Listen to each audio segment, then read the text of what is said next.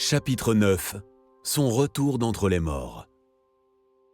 La puissance, la gloire et l'espérance du message chrétien résident dans la résurrection de Jésus. Et bien que beaucoup l'ignorent, personne, à moins d'être désespérément ignorant, ne peut nier cette vérité stupéfiante. C'est le cœur même de l'histoire mondiale, un événement qui a bouleversé le monde.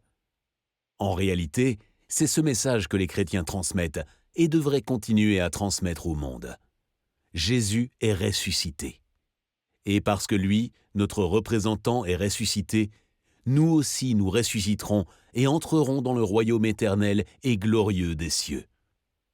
C'est la réponse puissante et unique à la terrible malédiction de la mort pesant sur toute l'humanité. Il n'y a pas d'autre espoir, ni d'autre victoire sur la mort dans le monde entier. Après le sabbat, comme le jour commençait à poindre le dimanche matin, Marie de Magdala et l'autre Marie se mirent en chemin pour aller voir la tombe. Tout à coup, voici qu'il y eut un violent tremblement de terre. Un ange du Seigneur descendit du ciel, s'approcha de la tombe, roula la pierre de côté et s'assit sur elle. Il avait l'apparence de l'éclair, et ses vêtements étaient aussi blancs que la neige. Les gardes furent saisis d'épouvante. Ils se mirent à trembler et devinrent comme morts. Mais l'ange, s'adressant aux femmes, leur dit « Vous autres n'ayez pas peur, je sais que vous cherchez Jésus qui a été crucifié. Il n'est plus ici, car il est ressuscité comme il l'avait dit. Venez voir l'endroit où il était couché, puis allez vite annoncer à ses disciples qu'il est ressuscité. Et voici, il vous précède en Galilée. Là, vous le verrez. Voilà ce que j'avais à vous dire. » Elles étaient toutes effrayées et baissaient les yeux vers le sol. Ils leur dirent alors « Pourquoi cherchez-vous parmi les morts celui qui est vivant ? Il n'est plus ici, mais il est ressuscité. Rappelez-vous ce qu'il vous disait quand il était encore en Galilée. Il faut que le Fils de l'homme soit livré entre les mains des pécheurs, qu'il soit crucifié et qu'il ressuscite le troisième jour. » Elles se souvinrent alors des paroles de Jésus. Elles quittèrent le tombeau en hâte, tout effrayées, mais en même temps remplies d'une grande joie, et elles coururent porter la nouvelle aux disciples. Et voici que tout à coup, Jésus vint à leur rencontre et leur dit « Salut à vous !» Elles s'approchèrent de lui embrassèrent les pieds et l'adorèrent. Alors Jésus leur dit « N'ayez aucune crainte. Allez dire à mes frères qu'ils doivent se rendre en Galilée. C'est là qu'ils me verront. » Elles revinrent du tombeau et allèrent tout raconter aux 11, ainsi qu'à tous les autres disciples. Mais ceux-ci trouvèrent leurs propos absurdes et n'y ajoutèrent pas de foi. Pierre, cependant, partit et courut au tombeau. En se penchant, il ne vit que des linges funéraires. Il s'en retourna, très étonné de ce qui s'était passé. Pendant qu'elles étaient en chemin, quelques soldats de la garde retournèrent en ville pour faire au chef des prêtres leur rapport sur tous ces événements.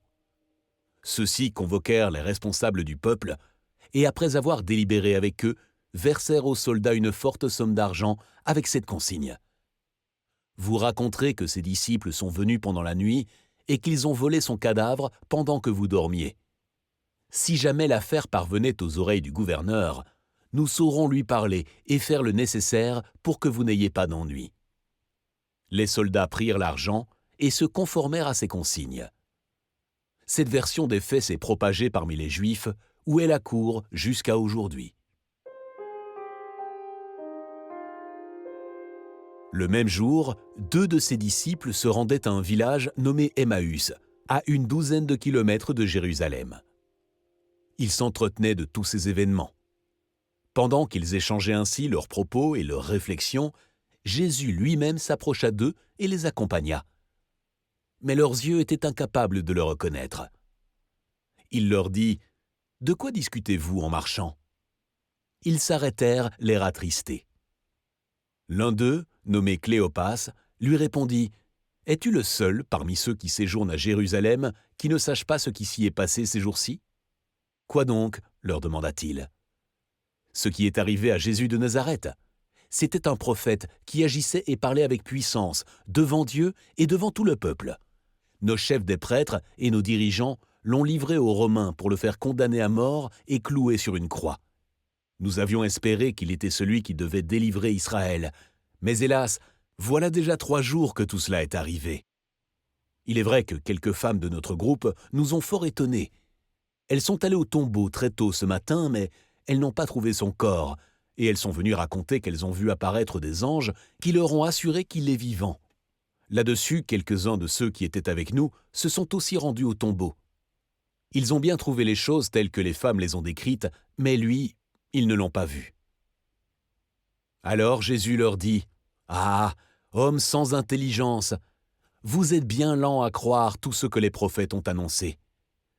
Le Messie ne devait-il pas souffrir toutes ces choses avant d'entrer dans sa gloire ? » Alors, commençant par les livres de Moïse et parcourant tous ceux des prophètes, Jésus leur expliqua ce qui se rapportait à lui dans toutes les Écritures. Entre-temps, ils arrivèrent près du village où ils se rendaient. Jésus sembla vouloir continuer sa route, mais ils le retinrent avec une vive insistance en disant : « Reste donc avec nous. Tu vois, le jour baisse et le soir approche. » Alors il entra dans la maison pour rester avec eux. Il se mit à table avec eux, prit le pain, et après avoir prononcé la prière de bénédiction, il le partagea et le leur donna. Alors leurs yeux s'ouvrirent et ils le reconnurent. Mais déjà, il avait disparu. Et ils se dirent l'un à l'autre : « N'avons-nous pas senti comme un feu dans notre cœur pendant qu'il nous parlait en chemin et qu'il nous expliquait les Écritures ?» Ils se levèrent sur l'heure et retournèrent à Jérusalem. Ils y trouvèrent les 11 réunis avec leurs compagnons. Tous les accueillirent par ces paroles : « Le Seigneur est réellement ressuscité, il s'est montré à Simon. » Alors les 2 disciples racontèrent à leur tour ce qui leur était arrivé en chemin et comment ils avaient reconnu Jésus au moment où il avait partagé le pain. Pendant qu'ils s'entretenaient ainsi, Jésus se trouva au milieu d'eux et leur dit : « Que la paix soit avec vous. » Mais ils furent saisis de crainte et d'effroi, croyant voir un esprit. « Pourquoi êtes-vous troublés ? leur dit-il. Pourquoi les doutes envahissent-ils votre cœur ? Regardez mes mains et mes pieds, et reconnaissez que c'est bien moi. Touchez-moi et regardez, car un esprit n'a ni chair ni eau. Or, vous voyez bien que j'en ai. » Tout en disant cela, il leur montra ses mains et ses pieds. Mais ils étaient si heureux qu'ils ne parvenaient pas à croire et restaient dans l'étonnement. Alors il leur demanda : « Avez-vous quelque chose à manger ? » Ils lui présentèrent un morceau de poisson grillé. Il le prit et le mangea sous leurs yeux. Puis il leur dit : « Voici ce que je vous ai dit quand j'étais encore avec vous. Il faut que s'accomplisse tout ce qui est écrit de moi dans la loi de Moïse, dans les prophètes et dans les psaumes. » Là-dessus, il leur ouvrit l'intelligence pour qu'ils comprennent les Écritures. « Vous voyez, leur dit-il, les Écritures enseignent que le Messie doit souffrir, qu'il ressuscitera le 3e jour et qu'on annoncera de sa part à tous les peuples, en commençant par Jérusalem, qu'ils doivent changer pour obtenir le pardon des péchés. Vous êtes le témoin de ces événements. » Alors Jésus s'approcha d'eux et leur parla ainsi. « J'ai reçu tout pouvoir dans le ciel et sur la terre. Allez donc dans le monde entier. Faites des disciples parmi tous les peuples. Baptisez-les au nom du Père, du Fils et du Saint-Esprit, et enseignez-leur à obéir à tout ce que je vous ai prescrit. Et voici, je suis moi-même avec vous tous les jours, jusqu'à la fin du monde. » « Que la paix soit avec vous, leur dit-il de nouveau. Comme le Père m'a envoyé, moi aussi je vous envoie. » Après avoir dit cela, il souffla sur eux et continua : « Recevez l'Esprit Saint. » L'un des 12, Thomas, surnommé le jumeau, n'était pas avec eux lors de la venue de Jésus. Les autres disciples lui dirent « Nous avons vu le Seigneur ». Mais il leur répondit « Si je ne vois pas la marque des clous dans ses mains, si je ne mets pas mon doigt à la place des clous, et si je ne mets pas la main dans son côté, je ne croirai pas. » 8 jours plus tard, les disciples étaient de nouveau réunis dans la maison. Cette fois-ci, Thomas était avec eux. Jésus vint alors que les portes étaient verrouillées. Il se tint au milieu d'eux et leur dit « Que la paix soit avec vous. » Puis il dit à Thomas « Place ton doigt ici, vois mes mains. Avance ta main et mets-la dans mon côté. Ne sois donc pas incrédule, mais crois. » Thomas lui répondit « Mon Seigneur et mon Dieu. » « Parce que tu m'as vu, tu crois, lui dit Jésus. Heureux ceux qui croient sans avoir vu. » Après sa mort, il se présenta à eux vivant et leur donna des preuves nombreuses de sa résurrection. Il leur apparut pendant 40 jours et leur parla du royaume de Dieu. Et il leur dit « Allez dans le monde entier, proclamez l'Évangile à tous les hommes. Celui qui croira et sera baptisé sera sauvé, mais celui qui ne croira pas sera condamné. » Par la suite, il les emmena hors de la ville jusqu'aux environs de Béthanie, et là, élevant ses mains, il les bénit. Ils le virent s'élever dans les airs, et un nuage le cacha à leur vue. Ils gardaient encore les yeux fixés au ciel pendant qu'ils s'éloignaient, quand 2 hommes vêtus de blanc se présentèrent devant eux et leur dirent « Hommes de Galilée, pourquoi restez-vous ainsi à regarder le ciel ?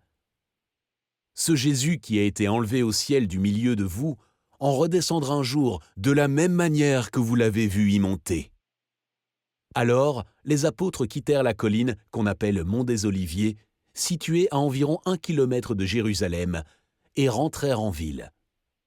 Quant à eux, ils s'en allèrent proclamer la parole de Dieu en tout lieu.